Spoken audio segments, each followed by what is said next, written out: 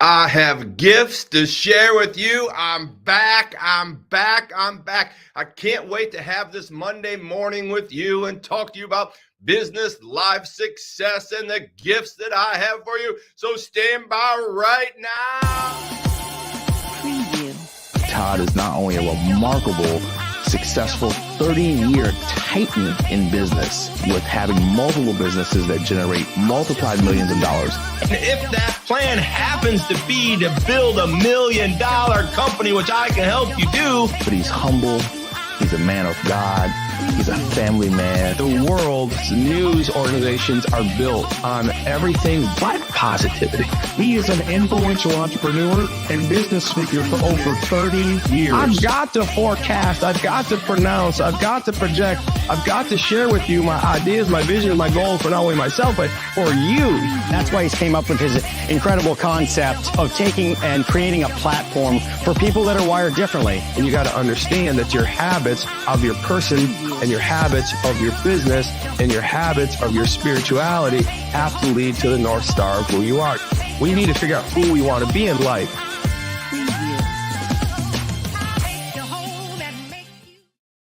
I got the comments on. I'm like, woo, man, you know the pressure I'm under right now? Man. I'm thinking, no one's coming back to see me. It's over.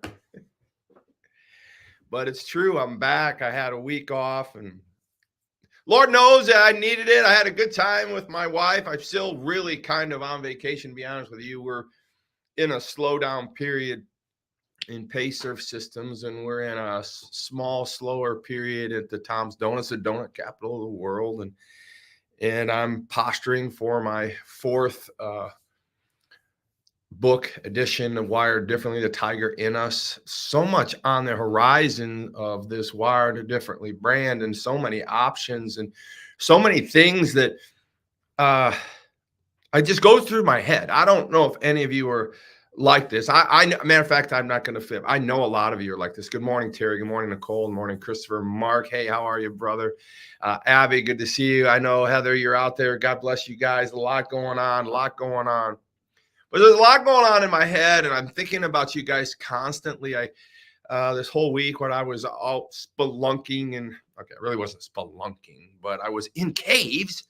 I mean, I was around real spelunkers. I took images of being in caves, and we went under the ground 4 different caves, and one of them we went so deep we found we didn't find it, they found it, and we got in a boat and we went through the caverns. And some interesting things came to light as I'm doing this cave thing. Now, it's not like I've never not. Good morning, everybody. Thank you so much. It's not like I've never done caving. Caving is kind of one of those things Tracy and I do. It's just one of those things. We've done Mammoth Cave, and we've done the Bohemian Caves and Bermuda Caves, and in this trip, we did probably 3-4 different caves. It was amazing, all in just southern Indiana. But the point of the matter is as I'm walking through caves, it never ceases to amaze me. We get the same facts from the same people. You know, it takes 100 years to create 1 cubic inch of stalactite or stalagmite. And then you look at this massive stone and cave and calcium and magnesium and all the carbonites and all that stuff that come down in a cave, and you look at it all and you're like, my gosh, I can't measure the width and the height, and times 100 years. Then we look over the corner and we see animal bones, right? What are those? Well, those are buffalo bones from woolly mammoth days. Well, what I've never seen bones in a cave before. What are those bones? Well, have you carbon dated them? How old are they? 40 million years old.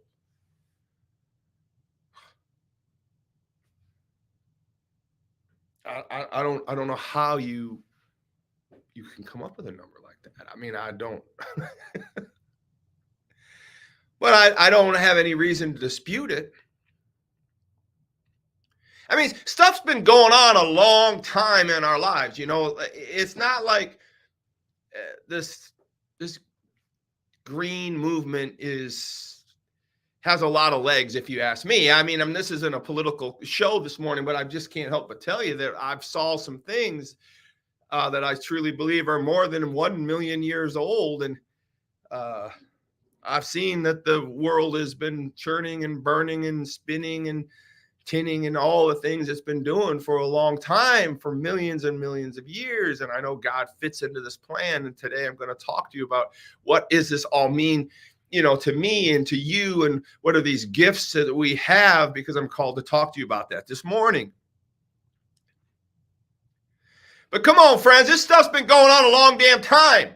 I mean, it's not any secret that the sun has been burning really hot and the world's been spinning a lot, right? And it's been here a long damn time. I mean, there's stalagmites, stalactites, there's columns, there's towers, there's hetamites, there's all kinds of things inside these caves. There's animal bones. These poor animals went into a cave. They didn't have any light. They died, and the bones lived there forever, right? There's bare bones. There's animal. It just is what it is. But Todd, what are you saying? Well, what I'm saying is that, like, we only have so much time here. And we've been called to do certain things. And I'm here to talk to you about what maybe possibly you've been called here to do. I mean, I've been spending the last 5 years writing books about your purpose, writing books about why you're wired differently.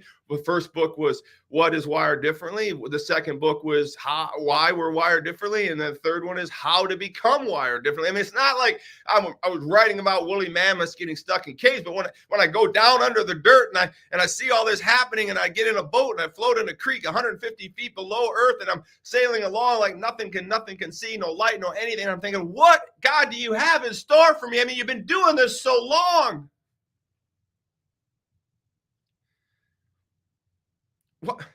Why do I matter? Millions of years? Come on now. I'm just one of, what is it, 300 billion people or something like that?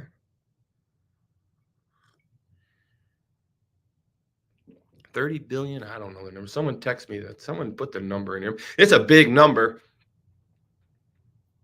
I read a staggering statistic, though, when you think about the billions of people on Earth here, that there are still more people on this planet currently than have passed over the existence of humans on this earth. I don't know. I don't know how God works in my life all the time. I don't know why I'm on this show all the time. I don't know why I'm called to say what I'm here to talk to you about, but I'm super prepared this morning. I'm just going to show you what's going on here. I've got some notes for you guys, and I want you to see. Here you go. Some notes. It's not like 40 million years have passed and I'm looking at bones and that I get up and I'm like, well, it doesn't matter anymore. Man, it does matter. I want to flip the script on this right now. I want you to understand how important it is that you understand the significance of yourself, understand the significance of your being, right? Yeah, stuff's been going on a long time.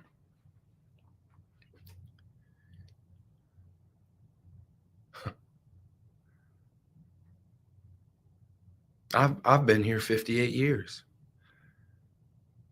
And, I'm at this piece right now where I'm like, okay, what does all this mean? You got these tiki huts and you got these books and you got people coming and going. And I saw some posts that Chris made this week and Chad made this week while I was out running around doing my thing. And I was just so proud of them and so proud, some of the nice things people are saying about our movement, our mindset, our mission, our ministry. And so I just want to encourage you guys, I'm back, I'm reflecting a little bit because, I never left my groove, man. I never left my groove. But I got up this morning and I was prepared to do one thing, and then 1 Peter 4:10 comes up. Each of you should use whatever gift you have received to serve others as faithful stewards of God's grace in its various forms. All right, so you want me to talk about that God? I mean, I got woolly mammoths on my mind. I got 40 million years of bones on my mind. I've got all kinds of things on my mind right now, God. And you really want to triangulate. You want me to triangulate my gifts. And I'm just like wondering what can I do? There's been 40 million years of stuff going on here, and I'm just only been here but a blip, if not even that, a blink of an eye. Come on now, God, what significance could I have? And he says, 1 Peter 4:10, he says, Todd, listen to me. You should use whatever gift you have received to serve others. Come on, Todd. As faithful steward, I want you to use God's grace in the various forms. I'm saying, God, so what is my gift? What is this about me? What is it? What about these people I'm talking to? What are they wondering in themselves? And I'm like, okay, man, we got woolly mammoth 40 million years ago on one hand, and we got Todd that's been here like a blink of the eye, and God is calling me through Peter to say, listen, bro. I like the word bro because my 5-year-old grandson, Judah, comes up to me one day and says, hey, bro, you want to go outside and play? Jesus was bro. So here's what I got for you. I want you to understand that we are called for these gifts. And I thought, well, how could I teach people on what they're called for the gifts? So I thought maybe this week we could maybe stretch this series out a little bit and talk about God's gifts, the gifts that God has put before us, some of the gifts that we're supposed to look for and what we're supposed to use. I mean, I think if we knew what our gift mix was, if we knew what our gift was from a spiritual perspective, and we knew what our gift was from a worldly perspective, then we could triangulate these gifts. Right. And isn't that what I'm doing when I'm coaching and teaching and preaching to you people, is helping you understand? I mean, my third book all was about your will be done. Now, this book is entitled Your Will Be Done because it's talking about, right, Matthew 6:9. God says his will be done. But he also doesn't deny the fact that he's given us free will. And we need to triangulate our free will, the things that we want in this world, with the things that God wants from us in this world, right? So we can put these things together. Now, how do we do that? Well, some of us need to understand that we have gifts that have been bestowed to us by God. And you have to face these gifts. And so in my first book, Wired Differently, I kind of tell a teaching story, it's not really a true story, it's a story. But I talk about this idea of being stranded on a desert island. Where are you going, Todd? Stay with us. Well, I'm with you. I'm not leaving you. But I do write about this idea of understanding your gifts. And I want to take it in layman terms before I go into the spiritual side of this.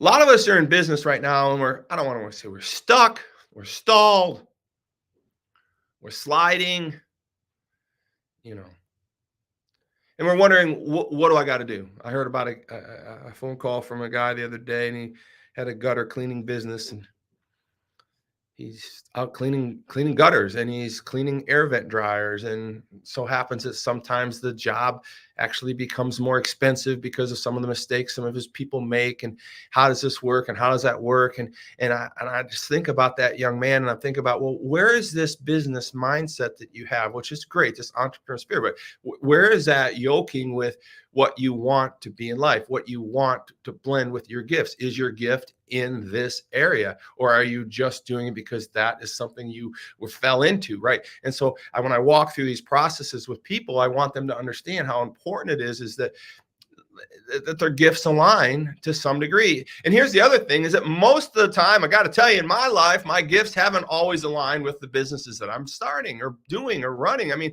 I can't stand, payroll was not I didn't enjoy payroll.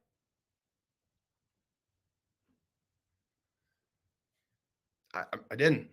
I was a salesman. I liked to sell, and it happened to be a product I could sell. And then I got good at it because I wanted to be good at something. So I became good at sales.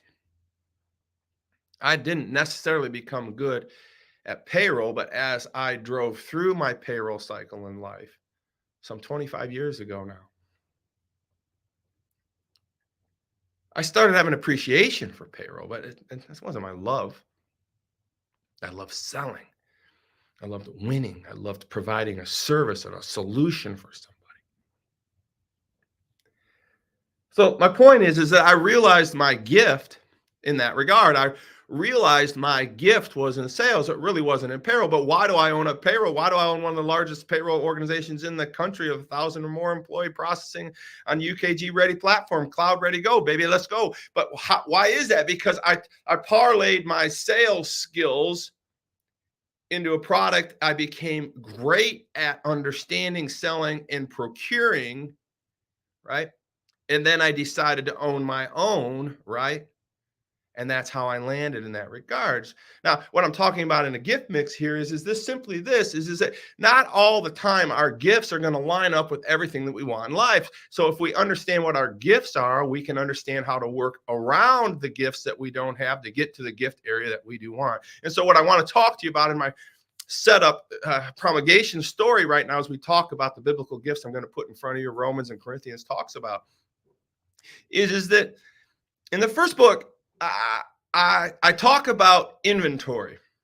I talk about your lives. I talk about where are you at in your life right now? Just right now. So I want you to think about that right this exact moment, where you're at in your life. Some of you are driving. Some of you are getting around in the morning, like Terry. Hi, John. I'm sure you're out there listening. And I want you to understand, let's pretend for a moment this place that you're in right now is an island, and you're on an island by yourself. You're stranded on an island. And so what I want you to understand is if you were stranded on a deserted island, what's the first thing you would do? I mean, let's just pretend we're there right now, right, Terry? You're on a deserted island. What's the first thing you're going to do? Mark, what's the first thing you're going to do? Come on, give me some answers. Abby, what's the first thing you're going to do? Come on, LBA, what's the first thing you're going to do? What's the first thing you're going to do out there with Chris if you're stranded on a deserted island? Come on, I'm going to look for somebody. That's right. You're going to take inventory. And so inventory is a word that I use in my first book to help you understand that you need look for water. That's right, Chris. It's going to be all around you, right? You got to find some clean water. Look for resources. Thank you, Abby. Thank you, right? You got to look. What you're doing is doing inventory. You're going to go out, build a fire. That's right, Terry. You're going to build a fire. You're going to get water. You're going to look around. And once you get all that settled, that's your inventory. You're going to say, okay, I got fire. I got water. I got shelter. And then you're going to broaden your search out, right? And you're going to say, okay, what else do I have? Because I only have one goal on this island is to get off. Obviously, it's to survive, but to get off the island. So when you're looking at your life and you're looking at your gift mix and you're looking at your situation, I think it's important to know that I think God is sharing with me to share with you is that we have a particular gift mix. We have a particular inventory list. And I think that everybody should understand that my job is to help you build your fortune from where you are. And right now you're on a deserted island. And you need to find your inventory. You need to find the gifts that you have on that island. If you find water, that's a gift. If you find shelter, that's a gift. If you find fire, that's a gift. But I need more than that. I watch Gilligan's Island. I'm looking for the transistor radio. I'm looking for the metal. I'm looking for the bottle with a note in it. I'm looking for flares. I'm looking for shipwrecked boats. I'm looking for food in a bag. I'm looking for a volleyball that says Wilson on it. I literally can't tell you everything I'm going to find on my island, but before I really hatch a plan here, I know my inventory.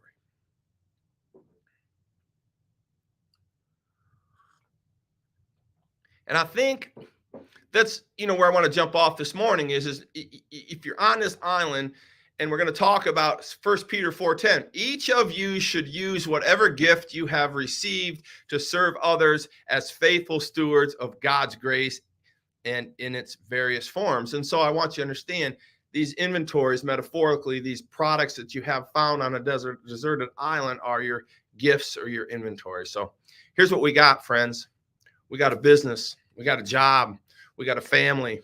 We got bills. We got all this going on in our life, and we got to get it squared up in our head. We got to know exactly what's going on. We got to understand what's going where, what, how, and when. And you guys say, okay, now what are my gifts? We go back to my story. Was my gift was I could sell payroll. Well, hey, man, if that's my gift, what if I get really good at selling it? What if I get really good at understanding it and I can find some people to help me support it and I can parlay it into a business? That was a gift transition. So what God's telling us is the teaching points of spiritual gifts. Here, I want you to write these down. Help me out. I'm going to give you 5 teaching points of spiritual gifts, and we're going to talk about these today, right? Spiritual gifts are gifts that God has given us to do battle with, to do love with, to do the world with. These are spiritual gifts. If you are a believer, you have spiritual gifts inside you. God did not give any of us that have accepted him into our heart the inability not to have a spiritual gift. You have a gift. It's just that you don't understand it, or you've never been challenged to look for it. And so that's kind of what we're going to do this week. We're going to really figure out, what is he talking about? If you should use whatever gift you have received from the Spirit, then so how, maybe I don't know what that gift is. And gifts aren't just limited to these spiritual gifts. They're gifts. Gifts are given to us all the time. We watch football all week. How many of you watch football all week? Some of those men are, they're all gifted. Some of them are really gifted. Some of them run like a 4.2 40, and some of them run a 5.5 40, right? Some of them run a 6.0 40. Some of them bench press 1 million pounds. Some of them don't bench press very much at all, comparatively speaking. These gifts come in all different packages, right? But I think it's important that we understand that God did give us spiritual gifts. And we should be looking for those. We should be looking in our inventory package, right? Our deserted island that we're on this morning, in our job site, our work site, our business site, in our home, getting around in the morning. This is our little island that we're trying to figure out how we're going to get off of, or how we're going to grow, what advantages we have. I mean, why would we not start off with the gifts that we have versus going out and trying to procure a gift that we don't have? I mean, literally, I know some people want to be doctors. Well, you don't have the gift of being a doctor till after 8 years of schooling, right? And so you need to take the first step of what you have, and you say, oh, if I want to be a doctor, then let's look at the inventory palette I have. Do I have the money to go to college? Do I have the resources to go to college? Do I have the ability to stick to it long enough to go to college? You look at your inventory of gifts to do those things. And so the teaching points I want to talk to you, right? So number 1, help me out, Terry. If you're here, or Latane, good morning. Spiritual gifts are located inside of all of us. Yes. So number 1. So I'm just going to break these down, because there's quite a few spiritual gifts out there we have, but I want to make sure that we're parlaying these spiritual gifts into ourselves, and how we can share those with others, and how we can build our own world, our own ability to thrive on this earth, using those gifts to share with others and to build our businesses. Listen, my job is to grow you personally. My job is to grow you spiritually, and my job is to grow you profitably. And if we get the man right, the world becomes right, right? If we get the man right, the world becomes right. And if we get the woman right, then the world becomes right. And so we need to work from the inside out. Like I know this. Some of you know, Todd, I've known you for 50 years. You've never been a preacher all those years. No, but I've been doing this a while, and I've been stumbling a while too. So I think I'm qualified, right? I'm qualified. Number 1, teaching points of spiritual gifts. We're going to go through these 5 teaching points of spiritual gifts this morning. And tomorrow we're going to kick it in some fun stories, and we're going to have I'm going to try to do some workshop stuff with you. I know it's 7:30 in the morning. You throw a lot of me down. I'm like, this is my day. I'm up at 4. I'm like, man, I got to get it on like Donkey Kong. I got to get it right. I got to make it sure it's tight. I got to make sure everybody's getting something, man, because your gifts are your gifts. If we don't understand them, we can't use them. If we can't use them, we can't flourish. We can't share. We can't grow others, right? Number one, 5 teaching spiritual gifts. Number 1 is identification. Come on now, somebody, write it down. Identification. I love it. I love it. I love all the help I have here. Lots going to be happening in 24. Number 1 is identification. Number 2 is development. Number 2 is development. Thank you, Latane. I love football too. Number 1 is identification. Number 2 is development. And number 3 is purpose. 1 is identification. 2 is development. And 3 is purpose. Number 4, fourth teaching point of spiritual gifts will be stewardship. Oh, you're doing great. Man, I love it. I appreciate it, everybody. Number 1, identification. Number 2, development. And number 3, purpose. And number 4, stewardship. And I really like number 5. And number 5 is diversity. Diversity gives me hope, right? Diversity gives me this idea that I don't just have one gift. Because I think if we're really serious about it and we want to dig into this week, we need to understand that I think God's given us all multiple gifts. Multiple gifts. I think that's what's going to be one of the most exciting things that we do through this week is we look at these gifts and we realize that God has made us super special in this regard. And I wanted to tie in the story I had this morning, and I want to take you through the book of Acts and how all this kind of always falls together for me. I don't know how it always does it, but it just kind of does. So 1 Peter says, each of you should use whatever gift you have received to serve others, right? Each gift you have received to serve others as faithful stewards of God's grace in his various forms. So we got lots of forms that are going to be coming at us, and we're supposed to take these gifts, and the first thing we're supposed to do is serve others with these gifts, right? And that's what Peter's talking about. But in Acts chapter 5, I'm going to close this out today. In Acts chapter 5, Peter and John are building this first church, right? And a week ago, we left them in Acts chapter 5, and they were in jail. They got put in jail for preaching the gospel. And they got let out. And when they got out, 3,000 more people followed. And they got their hands slapped for talking about Jesus. And every time they talk about Jesus, they're talking about Jesus saying, you took his life on the cross. You took his life, and this is what's going on. This is what's happening in the world. You need to understand this. They keep going at it. And the Jewish synagogues and the Sanhedrins, the Sadducees, and the Pharisees are getting upset all over this thing, and this is going on. So they let him back on the street. And what does Peter and John do, and the other apostles? They go right back out. They start doing miracles. See, Peter's gift was miracles. One of those things we're going to talk about is miraculous gifts, miracles, right? And so he's providing miracles, and people were literally lining up just to get in the shadow of Peter to be healed in some fashion. And it's all starts over again. And then the Jewish leaders come in, and they're really peeved off this time. They're like, we let you out. We told you not to do this anymore. And here you are back doing it again. So they put him back in jail. And once they're in jail, they're doing their thing, and people are rattling around them. People are making lots of noise. And all of a sudden, one night, God says, you guys get out of here. And Peter and John, the apostles, are like, what do you mean, God, get out of here? He just basically gets them out of the jail, puts them out in the courtyard. The next day, the Sadducees comes in there, and the Sanhedrin gathers, and they look at all these people, and they're like, where's the apostles?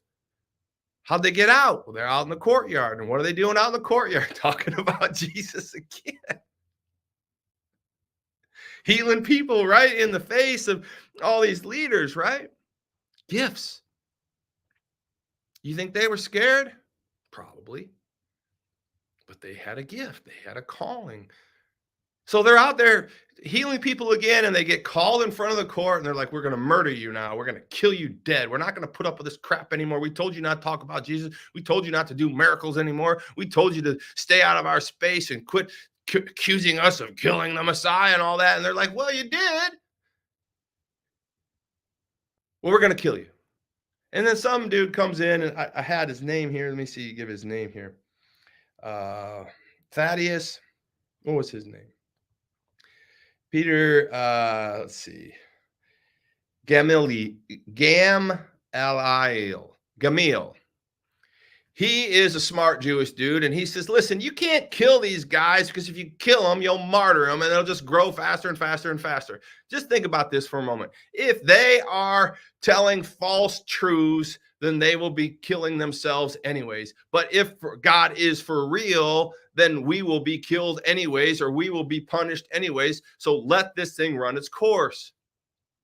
And so they let Peter go, and they say, do not share these words anymore. And what does Peter and John and the apostles do? They go out and they continue to spread the gospel despite the challenges that were put before them. And why do I tell you all this morning? Because I want you to understand that they had a certain particular gift, right?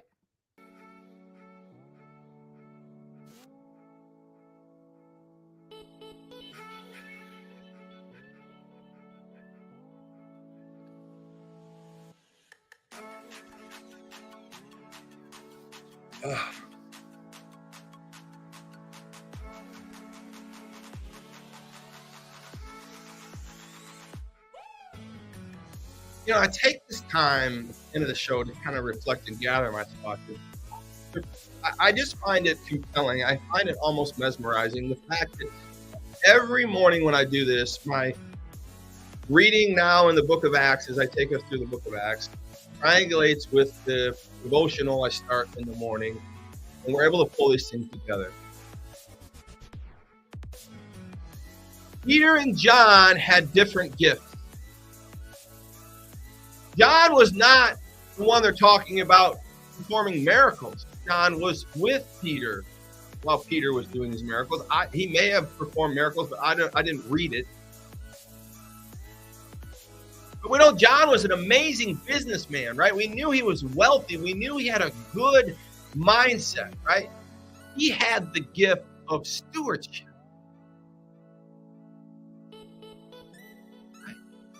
Peter had the gift of miracles in his hand, but he also had diversity because he had the gift of chutzpah, right? Like Peter, there was no getting around. Peter was going to be in your face. He was a little out there at times, but he was clearly wired different. He was like, I'm not stopping. I'm going to tell you this. This is how it is. You're healed. You're healed. You're healed. What? I can't heal people anymore? God said I could. I think what we're going to find out is that these apostles, right? Their gifts fit them perfectly. They triangulated them and they spread the gospel and they supported each other that way. And they had a business, the business of spreading the gospel. They had a business saving souls and living lives and propping them up and giving advice and healing and all that. They're apostles. You're called to share those surrounding people in your life. I'm excited for tomorrow. Dive into our gifts. Appreciate you guys so much. I'm eager to take out this year, bring in a new year with you. It's just such a gift to be with you. God bless you. Have a great day, right? Have a great day. Each of you sharing your gifts.